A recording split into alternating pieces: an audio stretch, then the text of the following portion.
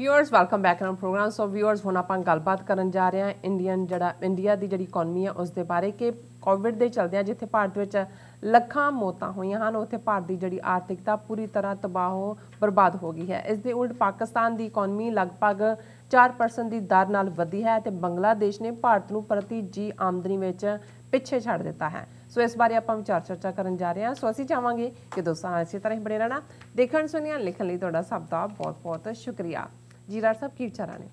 देखो इस कोई शक नहीं कि कोविड-19 ਦੇ ਕ੍ਰਾਈਸਿਸ ਨੇ ਦੁਨੀਆ ਭਰ ਨੂੰ ਪ੍ਰਭਾਵਿਤ ਕੀਤਾ ਹੈ। ਬਿਲਕੁਲ ਜਿੱਥੇ ਲੱਖਾਂ ਮੌਤਾਂ ਹੋਈਆਂ ਉੱਥੇ ਬਹੁਤ ਸਾਰੇ ਦੇਸ਼ਾਂ ਦੀ ਇਕਨੋਮੀ ਜਿਹਨੂੰ ਅਸੀਂ ਆਰਥਿਕਤਾ ਕਹਿੰਦੇ ਹਾਂ ਉਹ ਵੀ ਬੜੀ ਬੁਰੀ ਤਰ੍ਹਾਂ ਪ੍ਰਭਾਵਿਤ ਹੋਈ।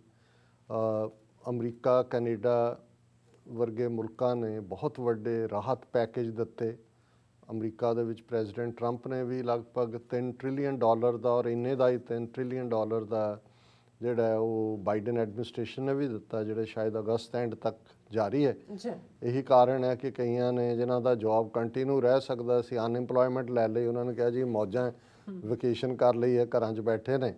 ਔਰ ਇਹ ਮੈਂ ਸਮਝਦਾ ਵੀ ਇਹਨਾਂ ਮੁਲਕਾਂ ਦਾ ਇੱਕ ਸਟਰੋਂਗ ਸਿਸਟਮ ਹੈ ਕਿ ਉਹਨਾਂ ਨੇ ਬੈਕਅਪ ਰੱਖਿਆ ਹੋਇਆ ਔਰ ਕਿਵੇਂ ਉਹਨਾਂ ਨੇ ਆਪਣੇ ਸਿਟੀਜ਼ਨਸ ਨੂੰ ਉਹਨਾਂ ਦੀਆਂ ਤਕਲੀਫਾਂ ਨੂੰ ਮਹਿਸੂਸ ਕੀਤਾ ਔਰ ਇਮੀਡੀਏਟਲੀ ਜਿਹੜਾ ਉਹ ਆਰਥਿਕ ਪੈਕੇਜ ਆਇਆ ਸਾਹਮਣੇ ਔਰ ਉਹਨਾਂ ਦੀ ਡਿਲੀਵਰੀ ਵੀ ਜਿਸ ਅੰਦਾਜ਼ ਦੇ ਵਿੱਚ $1200 ਇਹਨਾਂ ਨੇ ਦਿੱਤਾ। ਪਹਿਲੇ ਤੁਹਾਡੇ ਹਰ ਇੱਕ ਦੇ ਨਾਂ ਦੇ ਉੱਤੇ ਘਰੋਂ ਘਰੀ ਚੈੱਕ ਆਇਆ ਔਰ ਉਹਦੇ 'ਚ ਕੋਈ ਵਿਚੋਲਾ ਨਹੀਂ ਹੈ, ਕੋਈ ਵਿੱਚ ਕਲਰਕ ਨਹੀਂ ਬੈਠਾ ਜਿਹਨੇ ਅੱਧਾ ਕਮਿਸ਼ਨ ਖਾ ਜਾਣਾ ਹੈ ਔਰ ਅੱਧੇ ਪੈਸੇ ਖਾ ਕੇ ਤੁਹਾਨੂੰ ਦੇਣੇ ਨੇ।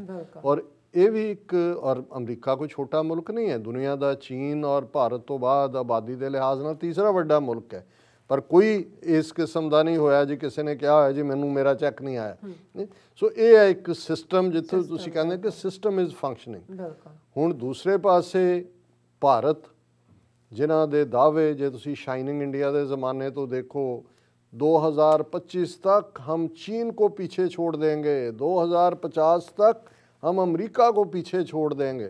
ਉਹਨਾਂ ਦਾ ਹਾਲ ਦੁਨੀਆ ਨੇ ਦੇਖਿਆ। ਲੱਖਾਂ ਮਜ਼ਦੂਰ ਕਿਵੇਂ ਪ੍ਰਵਾਸੀ ਮਜ਼ਦੂਰ ਨਿਕਲੇ, ਹਜ਼ਾਰਾਂ ਰਾਹ ਦੇ ਵਿੱਚ ਮਰੇ। ਅੱਜ ਵੀ ਕਿਵੇਂ ਯੂਪੀ, ਬਿਹਾਰ, ਮੱਧ ਪ੍ਰਦੇਸ਼ ਔਰ ਦੂਸਰਾ ਰਾਜਸਥਾਨ ਕੰਟਰੀ ਸਾਈਡ ਦੇ ਵਿੱਚ ਮੌਤਾਂ ਹੋ ਰਹੀਆਂ ਨੇ। ਕਿੰਨੀ ਅਨਇੰਪਲੋਇਮੈਂਟ ਕਿਸ ਲੈਵਲ ਦੇ ਉੱਤੇ ਔਰ ਉਹਨਾਂ ਦਾ ਆਪਣਾ ਮੰਨਣਾ ਹੈ ਔਰ ਇਹ ਪਹਿਲੇ ਦੌਰ ਦੇ ਐਂਡ 'ਤੇ ਸੀ ਕਿ 1/4 ਇਕੋਨਮੀ ਜਿਹੜੀ ਹੈ ਉਹ ਉੱਡ ਗਈ। ਚੌਥਾ ਹੈ ਔਰ ਦੁਨੀਆ ਦੇ ਵਿੱਚ ਸਭ ਤੋਂ ਵਰਸਟ ਜਿਹੜੀ ਇਕੋਨਮੀ ਦਾ ਡੈਮੇਜ ਹੋਇਆ ਉਹ ਭਾਰਤ ਦੇ ਵਿੱਚ ਹੋਇਆ। ਔਰ ਅਸੀਂ ਜ਼ਿਕਰ ਕੀਤਾ ਸੀ ਕਿ ਵੀ ਇਸ ਦੌਰ ਦੇ ਚੱਲਦੇ ਆ ਜਿੱਥੇ ਬਾਹਰ ਬੈਠੇ ਸਿੱਖਾਂ ਵੱਲੋਂ ਹੋਰ ਵੀ ਜਿਹੜੇ ਲਿਬਰਲ ਮਾਈਂਡਡ ਨੇ, ਜਿਹੜੇ ਜੈਨਰਸ ਮਾਈਂਡਡ ਨੇ, ਉਹਨਾਂ ਵੱਲੋਂ ਲੱਖਾਂ ਡਾਲਰ ਡੋਨੇਟ ਕੀਤੇ ਗਏ ਕਿ ਉੱਥੇ ਲੰਗਰ ਚੱਲਣ, ਆਕਸੀਜਨ ਮਿਲੇ, ਦੂਜਾ ਹੋਏ। ਉੱਥੋਂ ਦੇ ਹਜ਼ਾਰਾਂ ਮਿਲੀਅਨਰ ਜਿਹੜੇ ਬਣੇ ਸੀ ਉਹ ਦੌੜੇ ਉੱਥੋਂ। ਉਹਦੇ 'ਤੇ ਪੂਰੀਆਂ ਸਟੋਰੀਜ਼ ਨੇ ਕਿ ਕਿਵੇਂ ਉਹ ਬਾਹਰਲੀਆਂ ਸਿਟੀਜ਼ਨਸ਼ਿਪ ਲੱਭ ਰਹੇ ਨੇ ਕਿ ਭਾਈ ਉੱਥੇ ਜਿਹੜਾ ਮੁੱਕ ਗਿਆ ਕੰਮ। ਹੁਣ ਇਸ ਸਭ ਦੇ ਚੱਲਦੇ ਆ ਕਿਉਂਕਿ ਅੱਜ ਇਹ ਸਟੋਰੀ ਕੋਈ ਅਸੀਂ ਘਰ ਨਹੀਂ ਕੱਢਦੇ ਹਾਂ, ਸਿਰਫ ਇਹ ਹੁੰਦਾ ਹੈ ਕਿ ਵੀ ਜਿਹਨੂੰ ਕਹਿੰਦੇ ਨੇ ਨੋਜ਼ ਫॉर ਦਾ ਨਿਊਜ਼ ਤੁਹਾਡਾ ਹੋਣਾ ਚਾਹੀਦਾ, ਤੁਹਾਨੂੰ ਨਜ਼ਰ ਆ ਜਾਂਦਾ ਵੀ ਤੁਹਾਡਾ ਸ਼ਿਕਾਰ ਕਿੱਥੇ ਹੈ। ਔਰ ਦੋ ਖਬਰਾਂ ਜਿਹੜੀਆਂ ਪਾਕਿਸਤਾਨ ਔਰ ਬੰਗਲਾਦੇਸ਼ ਔਰ ਦੇ ਨਾਲ ਭਾਰਤ ਦੇ ਹਵਾਲੇ ਨਾਲ ਨੇ ਇਕੋਨਮੀ ਵਾਈਜ਼। ਬਾਕੀ ਤਾਂ ਜੋ ਚੱਲ ਰਿਹਾ ਹੁਣ ਪਾਕਿਸਤਾਨ ਜਿਸ ਨੂੰ ਹਮੇਸ਼ਾ ਭਾਰਤੀ media as a failed state, epicentre of ਦਹਿਸ਼ਤਗਰਦੀ, ਇਹ ਸਾਰੇ ਦੇ ਨਾਲ ਬਦਨਾਮ ਕਰਨ ਦੀ, ਦੁਨੀਆ ਭਰ 'ਚ ਆਈਸੋਲੇਟ ਕਰਨ ਦੀ ਕੋਸ਼ਿਸ਼ ਰਹੀ। ਹਾਲਾਂਕਿ ਵੱਖਰੀ ਗੱਲ ਹੈ ਕਿ ਜਿਵੇਂ ਸਾਡੇ ਸਿਆਣੇ ਕਹਿੰਦੇ ਨੇ ਕਿ ਭਾਈ ਜਿਹੜਾ ਟੋਆ ਤੁਸੀਂ ਕਿਸੇ ਲਈ ਖੋਦਦੇ ਹੋ ਉਹਦੇ ਤੁਸੀਂ ਆਪ ਹੀ ਡਿੱਗਦੇ ਹੋ। ਅੱਜ ਹਾਲ ਜਿਵੇਂ ਇਹਨਾਂ ਦਾ ਜਿੰਨਾ ਜਲੂਸ ਭਾਰਤ ਦਾ ਨਿਕਲਿਆ ਹੋਇਆ, ਹੁਣ ਹਜ਼ਾਰਾਂ PR ਫਰਮਸ ਵੀ ਉਹ ਹਾਇਰ ਕਰ ਲੈਣ ਤੇ ਉਹ ਇਮੇਜ ਵਾਪਸ ਬਿਲਟ ਨਹੀਂ ਹੋ ਸਕਦਾ। ਪਹਿਲਾਂ ਵੀ ਗੁੱਡਾ ਹੀ ਬੰਨਿਆ ਹੋਇਆ ਸੀ, ਲੇਕਿਨ ਫਿਰ ਵੀ ਚਲੋ ਉਹਨਾਂ ਨੂੰ ਸੀ ਕਿ ਜੀ ਭਾਰਤ ਔਰ ਡੈਮੋਕ੍ਰੇਸੀ ਤੇ ਫਲਾਣਾ ਟਿਮਕਾ, ਉਹਦੇ 'ਚ ਇਹਨਾਂ ਦਾ ਪੂਰੀ ਤਰ੍ਹਾਂ ਜਿਹਨੂੰ ਕਹਿੰਦੇ ਨੇ ਕਿ ਬਈ ਇਹਨਾਂ ਦੇ ਪੱਲੇ ਕੱਖ ਨਹੀਂ ਰਿਹਾ। ਇਕੋਨਮੀ ਵਾਈਜ਼ ਅਸੀਂ ਗੱਲ ਕਰ ਲਈ। ਹੁਣ ਇਕੋਨਮੀ ਵਾਈਜ਼ ਇਹ ਜਿਹੜਾ ਰਿਜ਼ਰਵ ਬੈਂਕ ਹੁੰਦਾ ਹੈ ਇਹ ਇੱਕ ਤੁਹਾਡਾ ਇੱਕ ਬੈਕ ਦੇ ਉੱਤੇ ਇੱਕ ਸੇਫਟੀ ਫੈਕਟਰ ਹੁੰਦਾ ਹੈ। ਹੁਣ ਹਾਲ ਇੰਡੀਆ ਦੀ ਇਕੋਨਮੀ ਦਾ ਇਹ ਹੈ ਕਿ RBI to transfer ₹99,122 crore as a surplus to center that transfer is expected to help government ease fiscal pressure caused by COVID-19 pandemic. 99,122 crore ਰੁਪਈਆ ਰਿਜ਼ਰਵ ਬੈਂਕ ਚੋਂ ਕੱਢ ਕੇ ਹੁਣ ਜਿੰਨਾ ਕੁ ਹਕੂਮਤ ਦੇ ਉਹ ਤਾਂ ਜਾਂ ਕੋਈ ਲਲਿਤ ਮੋਦੀ ਕੋਈ ਵਿਜੇ ਮਲਾਇਆ ਉਹਨਾਂ ਨੂੰ ਲੁਟਾਇਆ ਹੀ ਲੁਟਾਇਆ। ਬਾਕੀ ਹੁਣ ਇਸ ਸਾਰੇ 'ਚ ਪ੍ਰਾਈਮ ਮਿਨਿਸਟਰ ਕੇਅਰ ਫੰਡ ਦੇ ਨਾਂ ਥੱਲੇ ਜਿਹੜਾ ਪੈਸਾ ਉਹ ਅਕਾਊਂਟੇਬਲ ਹੀ ਨਹੀਂ ਹੈ ਕਿਸੇ ਨੂੰ। PM ਕੇਅਰ ਫੰਡ ਉਹ ਮੋਦੀ ਦੀ ਆਪਣੀ ਪ੍ਰਾਪਰਟੀ ਹੈ। 99,122 ਕਰੋੜ ਜਿਹੜਾ ਹੈ ਉਹ ਰਿਜ਼ਰਵ ਬੈਂਕ ਦਾ ਲੈ ਲਿਆ। ਔਰ ਇਹ ਉਹਨਾਂ ਨੇ ਜਿਹੜੀ ਮੀਟਿੰਗ ਸੈਂਟਰਲ ਬੋਰਡ ਦੀ ਕੀਤੀ, ਆਪਣੇ ਗਵਰਨਰ ਲਾਏ ਹੋਏ ਨੇ। RBI ਦਾ ਗਵਰਨਰ ਹੈ ਸ਼ਸ਼ੀ ਕਾਂਤਾ ਦਾਸ। ਵੀਡੀਓ ਕਾਨਫਰੰਸ ਉਹਨਾਂ ਨੇ ਕਿਹਾ ਜੀ ਆਹ ਪੈਸੇ ਜਿਹੜੇ ਨੇ ਇਹ ਇੱਧਰ ਟਰਾਂਸਫਰ ਕਰ ਦਿਓ। ਹਾਲਾਂ ਜਿਹੜੇ ਦੁਨੀਆ ਦੇ ਇਕੋਨਮਿਸਟ ਨੇ ਔਰ ਖ਼ਾਸ ਤੌਰ 'ਤੇ IMF ਔਰ ਦੂਸਰੇ ਉਹਦੀ ਰੇਟਿੰਗ ਥੱਲੇ ਕਰ ਰਹੇ ਨੇ, ਉਹ ਦੇਖ ਰਹੇ ਨੇ ਕਿ ਵੀ ਇਹ ਚੱਲ ਕੀ ਰਿਹਾ ਹੈ। ਔਰ ਇਸ ਤੋਂ ਪਹਿਲਾਂ ਇਹਨਾਂ ਨੂੰ ਜਿਹੜਾ ਕਿਉਂਕਿ RBI ਕੋਲ ਜਿਹੜਾ ਹੁੰਦਾ ਉਹ ਲੋਕਾਂ ਦਾ ਹੀ ਪੈਸਾ ਹੁੰਦਾ, ਕਿਉਂਕਿ ਉਹਨਾਂ ਨੇ ਇਨਵੈਸਟ ਕੀਤਾ ਹੁੰਦਾ ਹੈ ਇੰਟਰਸਟ ਦੂਜੇ ਤੀਜੇ, ਜਿਵੇਂ ਇੱਥੇ ਵੀ ਜਿਹੜੇ ਬਹੁਤ ਸਾਰੇ ਪੈਨਸ਼ਨ ਸਕੀਮਸ ਨੇ ਜਾਂ ਸੋਸ਼ਲ ਸਿਕਿਉਰਿਟੀ ਜਿਹੜੇ ਫੰਡਸ ਹੁੰਦੇ ਨੇ ਦੇ ਰੀਇਨਵੈਸਟ ਉਹਦੇ 'ਚ ਜਿਹਦੇ 'ਚ ਉਹਨਾਂ ਨੂੰ ਜ਼ਿਆਦਾ ਪੈਸੇ ਹੁੰਦੇ ਨੇ। ਔਰ ਇਹ ਕਹਿੰਦੇ ਨੇ ਜੀ ਅਸੀਂ ਰਿਜ਼ਰਵ ਬੈਂਕ ਕਹਿ ਰਿਹਾ ਕਿ ਅਸੀਂ ਇਹ ਗੌਰਮੈਂਟ ਨੂੰ ਦੇ ਰਹੇ ਹਾਂ ਤਾਂ ਕਿ ਉਹਨਾਂ ਦੇ ਉੱਤੇ ਪ੍ਰੈਸ਼ਰ ਘੱਟ ਹੋਏ।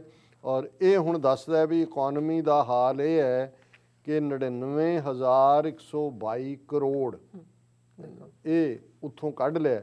ਤੇ ਪਾਕਿਸਤਾਨ ਦੇ ਹਵਾਲੇ ਨਾਲ BBC ਦੀ ਖਬਰ ਹੈ ਕਿ ਕੋਰੋਨਾ ਮਹਾਮਾਰੀ ਤੇ ਲਾਕਡਾਊਨ ਦੇ ਬਾਵਜੂਦ ਪਾਕਿਸਤਾਨ ਲਈ ਚੰਗੀ ਖਬਰ ਇਹ ਹੈ ਕਿ ਉਸ ਦੀ ਇਕਨੋਮਿਕਲ ਗਰੋਥ ਰੇਟ, ਆਰਥਿਕ ਵਿਕਾਸ ਦਰ ਪੰਜਾਬੀ 'ਚ ਕਹਿੰਦੇ ਨੇ, 3.94% ਰਹੀ ਹੈ, ਆਲਮੋਸਟ 4% ਗਰੋਥ, ਜਿਹੜੀ ਰਿਮਾਰਕੇਬਲ ਹੈ। ਔਰ ਇਹ ਉਹਨਾਂ ਨੇ ਕਿਹਾ ਵੀ ਈਵਨ ਇਹ ਜਿਸ ਤੇਜ਼ੀ ਨਾਲ ਵਧੀ ਹੈ, ਈਵਨ ਨਾ ਤਾਂ ਜਿਹੜੀਆਂ ਇੰਟਰਨੈਸ਼ਨਲ ਫਾਈਨੈਂਸ ਆਰਗੇਨਾਈਜੇਸ਼ਨਸ ਨੇ IMF ਜਾਂ ਵਰਲਡ ਬੈਂਕ, ਉਹਨਾਂ ਦੀ ਵੀ ਐਕਸਪੈਕਟੇਸ਼ਨ ਤੋਂ ਬਹੁਤ ਜ਼ਿਆਦਾ ਹੈ। ਈਵਨ ਪਾਕਿਸਤਾਨ ਦੀ ਆਪਣੀ ਹਕੂਮਤ ਵੀ ਉਹ ਸਮਝਦੀ ਸੀ ਕਿ 2% ਗਰੋਥ ਹੋਏਗੀ ਕਿਉਂਕਿ ਉਹਨਾਂ ਦੀ ਟੈਕਸਟਾਈਲ ਇੰਡਸਟਰੀ ਜਾਂ ਦੂਜੀ ਐਕਸਪੋਰਟ ਬਰਾਬਰ ਰਹੀ।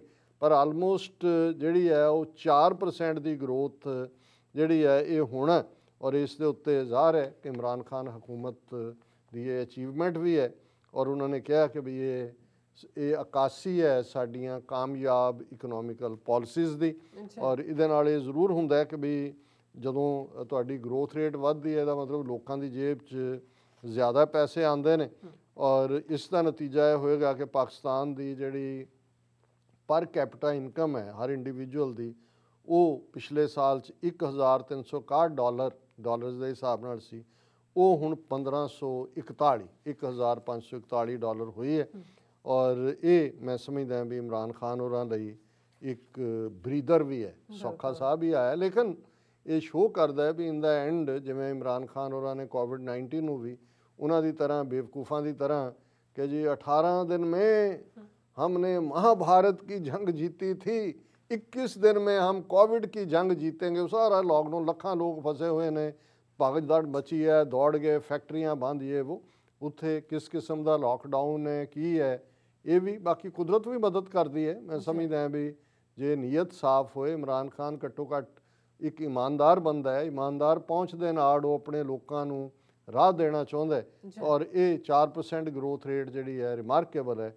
हुण बंगलादेश जिहदे बारे कदे हैनरी किसिंजर ने कहा सी कि जी ये वो बोझ है जिहदी थले बॉटम नहीं है कि इत्थे जो मर्जी पाई जाओ कुछ नहीं निकलना फील्ड पर। हुण ये इंडियन मीडिया दी मैं उन्हां दी PTI दी खबर दे रहा, Bangladesh surpasses India on per capita income. Bangladesh per capita income is now $2,064, 280 higher than India's 1,947। ਇਹਨਾਂ ਦੀ PTI ਦੀ ਖਬਰ ਹੈ ਕਿ ਭਾਰਤ ਦੇ ਵਿੱਚ ਜਿਹੜੀ ਪਰ ਕੈਪੀਟਾ ਇਨਕਮ ਹੈ ਉਹ $1,947 ਹੈ, ਬੰਗਲਾਦੇਸ਼ ਦੀ 2,064 ਹੋ ਗਈ ਹੈ ਔਰ ਭਾਰਤ ਨਾਲੋਂ $280 ਪਰ ਪਰਸਨ ਹਾਇਰ ਹੈ। और उहदे च उन्होंने कहा कि once described as a bottomless basket by US Secretary of State Henry Kissinger, Bangladesh is fast emerging as a bull economy, outpacing giant neighbor in India in many indications of economic or human development। उन्होंने कहा जी नाल ਜਿਹੜਾ ਬੈਠਾ ਹੈ ਵੱਡਾ neighbour ਮਗਰਮੱਛ, ਲੇਕਿਨ ਇਹ ਉਹਨੂੰ ਜਦੋਂ ਤੁਸੀਂ ਕਹਿੰਦੇ ਹੋ ਕਿ ਬਈ ਇਹ ਬੁੱਲ ਇਕੋਨਮੀ ਦਾ ਮਤਲਬ ਹੈ ਕਿ ਵੀ ਐਨ ਸਾਨ ਵਾਂਗ ਉਹਨਾਂ ਦੀ ਪ੍ਰੋਗਰੈਸ ਹੋ ਰਹੀ ਹੈ।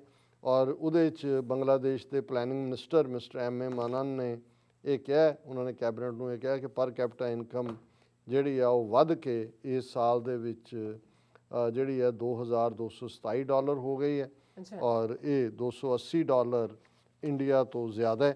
ਔਰ ਇਸ ਸਾਰੇ ਦੇ ਵਿੱਚ ਇੱਕ ਜਿਹੜੀ ਤਨਜ਼ ਉਹਨਾਂ ਦੇ ਮਿਨਿਸਟਰ ਨੇ ਵੀ ਕੀਤੀ ਔਰ ਉਹਦੇ 'ਚ ਉਹਨਾਂ ਨੇ ਅਮਿਤ ਸ਼ਾਹ ਨੂੰ ਇੱਕ ਸਲੈਪ ਵਾਂਗ ਕਿਹਾ ਕਿ ਉਹਦੇ 'ਚ ਉਹਨਾਂ ਦਾ ਮਿਨਿਸਟਰ ਕਹਿ ਰਿਹਾ ਹੈ ਮਿਸਟਰ ਹਲੀਮ, ਔਰ ਉਹਨਾਂ ਨੇ ਕਿਹਾ ਕਿ ਵੀ this is possible because our government has streamlined labour exports. We crack down hard on illegal migration because those who illicitly go abroad don't send back remittances। ਹੁਣ ਅਮਿਤ ਸ਼ਾਹ ਨੇ ਤਾਂ ਉਹਨਾਂ ਨੂੰ ਟਰਮਾਈਟਸ ਕਿਹਾ ਸੀ ਬੰਗਲਾਦੇਸ਼ੀ ਮੁਸਲਮਾਨਾਂ ਨੂੰ ਜੇ ਇੱਥੇ ਆ ਕੇ ਲੁੱਟ ਰਹੇ ਨੇ। ਉਹਨੇ ਕਿਹਾ ਨਾ ਨਾ ਨਾ ਨਾ, ਅਸੀਂ ਤਾਂ ਜਿਹੜੇ ਬਾਹਰ ਜਾਂਦੇ ਨੇ ਉਹ ਸਾਨੂੰ ਕੁਝ ਨਹੀਂ ਭੇਜਦੇ, ਅਸੀਂ ਤਾਂ ਉਹਨੇ ਹਲੀਮ ਨੇ rubbishing charges by Indian home minister Amit Shah said that Bangladeshis come to India because they don't have enough food at home। ਇਹ ਅਮਿਤ ਸ਼ਾਹ ਨੇ ਕਿਹਾ। ਹੁਣ ਉਹਨਾਂ ਦਾ ਮਿਨਿਸਟਰ ਉਹ ਕਹਿ ਰਿਹਾ ਮੌਕਾ ਹੁੰਦਾ ਵਾਪ we have achieved food security and a few 100,000 Indians work in Bangladesh। The minister ਕਹਿ ਰਿਹਾ ਨਾ ਨਾ ਸਾਡੇ ਨਹੀਂ ਜਾਂਦੇ, few 100 ਤੁਹਾਡੇ ਲੱਖਾਂ ਇੰਡੀਅਨ ਹੁਣ ਬੰਗਲਾਦੇਸ਼ 'ਚ ਆ ਕੇ ਕੰਮ ਕਰਦੇ ਨੇ ਕਿਉਂਕਿ ਬੰਗਲਾਦੇਸ਼ ਉਹਨਾਂ ਨੂੰ ਰੋਟੀ ਦਿੰਦਾ। ਇਹ ਬੇਸ਼ੱਕ ਕਿਹਨਾਂ ਸਰਕਮਸਟਾਂਸਿਸ 'ਚ ਬੰਗਲਾਦੇਸ਼ ਬਣਿਆ, ਕਿਵੇਂ ਇੰਡੀਆ ਨੇ ਜਿਹੜਾ ਉਹ ਫੌਜੀ ਐਗਰੈਸ਼ਨ ਕੀਤਾ, ਹਮਲਾ ਕੀਤਾ, ਮਸ਼ਰਕੀ ਪਾਕਿਸਤਾਨ ਨੂੰ ਤੋੜਿਆ, ਫਿਰ ਉਹਨਾਂ ਨੇ ਸਮਝਿਆ ਸੀ ਕਿ ਬੰਗਲਾਦੇਸ਼ ਸਾਡੇ ਹੁਣ ਵੀ ਸ਼ੇਖ ਹਸੀਨਾ ਹੈ ਤਾਂ ਇਹਨਾਂ ਦੀ ਪੌਣ ਹੈ, ਪਰ ਇਹਦੇ ਬਾਵਜੂਦ ਜਦੋਂ ਇੱਕ ਮੁਲਕ ਆਪਣੇ ਪੈਰਾਂ 'ਤੇ ਹੁੰਦਾ, ਅੱਜ ਬੰਗਲਾਦੇਸ਼ ਨੂੰ ਆਪਣੇ ਖੈਮੇ 'ਚ ਕਰਨ ਦੇ ਲਈ ਚੀਨ ਔਰ ਇੰਡੀਆ ਦੋਨਾਂ ਦਾ ਕੰਪੀਟੀਸ਼ਨ ਹੁੰਦਾ।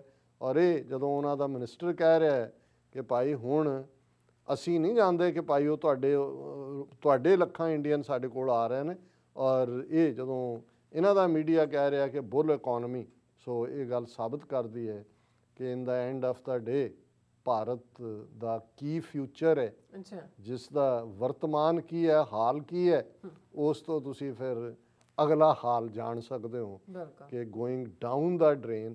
ਇਹੀ ਹਾਲਾਤ ਸੋਵੀਅਤ ਯੂਨੀਅਨ ਦੇ ਪੈਦਾ ਹੋਏ ਸੀ, ਕਲੈਪਸ ਹੋਇਆ, 15 ਹਿੱਸਿਆਂ 'ਚ ਵੰਡਿਆ ਗਿਆ। ਇਹੋ ਹੀ ਹਾਲ ਯੂਗੋਸਲਾਵੀਆ, ਇਕਨੋਮਿਕਲ ਜਿਹੜੇ ਵੱਡੇ ਆਰਟੀਫਿਸ਼ੀਅਲ ਯੂਨੀਅਨਸ ਨੇ ਇਹਨਾਂ ਦਾ ਇਕਨੋਮਿਕਲ ਕਲੈਪਸ ਹੁੰਦਾ ਹੈ, ਔਰ ਭਾਰਤ ਅੱਜ ਕਲੈਪਸ ਵੱਲ ਵੱਧ ਰਿਹਾ ਹੈ, ਪਾਕਿਸਤਾਨ ਔਰ ਬੰਗਲਾਦੇਸ਼ ਚੜ੍ਹਾਈ ਵੱਲ ਜਾ ਰਿਹਾ। ਜੀ ਡਾਕਟਰ ਸਾਹਿਬ ਤੁਹਾਡਾ ਬਹੁਤ ਬਹੁਤ ਸ਼ੁਕਰੀਆ। ਸੋ ਲੈਣੇ ਬ੍ਰੇਕ। ਵਿਊਅਰਸ ਤੁਸੀਂ ਕਿਤੇ ਨਹੀਂ ਜਾਣਾ, ਮਿਲਦੇ ਹਾਂ ਆਫਟਰ ਦਿਸ ਸ਼ਾਰਟ ਬ੍ਰੇਕ।